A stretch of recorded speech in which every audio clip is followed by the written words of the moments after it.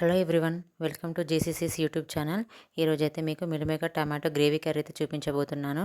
దానికి కావాల్సినవి ముందుగా మిల్ మేకర్లను అయితే వేడి నీళ్ళలో ఉడకబెట్టుకొని వాటర్ పిండేసి ఇలా పక్కకు తీసి పెట్టుకోవాలి.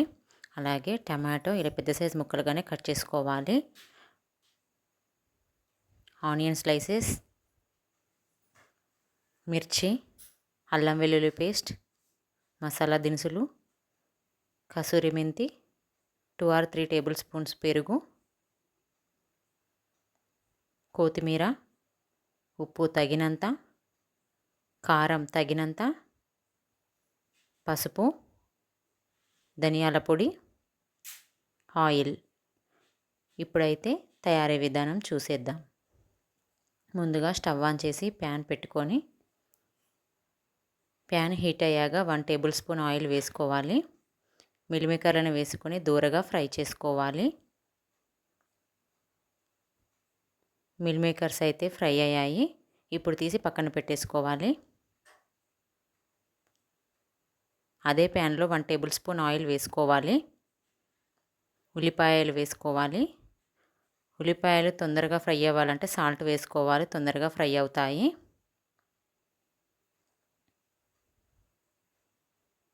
ఉల్లిపాయలు అయితే గోల్డెన్ కలర్లోకి వచ్చేసాయి. ఇప్పుడు టమాటో యాడ్ చేసుకోవాలి. టమాటా అండ్ ఉల్లిపాయలు అయితే ఫ్రై అయ్యాయి. వీటిని తీసుకొని పక్కకు పెట్టేసుకొని చల్లారాగా గ్రైండ్ చేసుకోవాలి.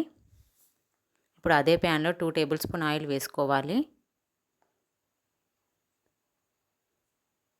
ఆయిల్ హీట్ అయ్యాక మసాలా దినుసులు అయితే వేసుకోవాలి. నేనైతే 2 యాలకులు, 3 లవంగాలు, 2 దాల్చిన చెక్క, కొద్దిగా సాజీరా, బిర్యానీ ఆకు వేసుకుంటున్నాను. మీరు మీ స్పైసీనెస్కి తగినట్టుగా వేసుకోండి.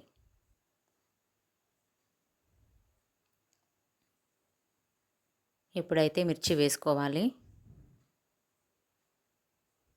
ఇప్పుడు అల్లం వెల్లుల్లి పేస్ట్ వేసుకోవాలి.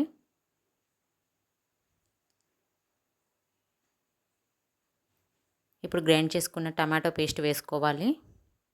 ఇప్పుడైతే చిటికెడు పసుపు, సరిపడ కారం, సరిపడ ఉప్పు వేసుకోవాలి.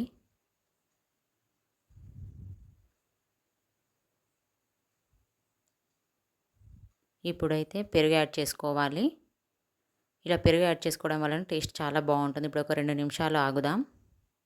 ఒక 2 నిమిషాల తర్వాత అయితే ఆయిల్ ఇలా పైకి తేలుతూ టమాటో మంచిగా ఫ్రై అయిపోయింది. ఇప్పుడు మిల్ మేకర్లను వేసుకోవాలి. ఇప్పుడు ధనియాల పొడి వేసుకోవాలి. కొన్ని వాటర్ యాడ్ చేసుకోవాలి. ఒక 2 నిమిషాలు అయితే ఆగాలి. ఒక 2 నిమిషాల తర్వాత కసూరి మెంతి అయితే వేసుకోవాలి. ఇలా నేను చూపిస్తున్న విధంగా నలుపుకుంటూ వేసుకోవాలి.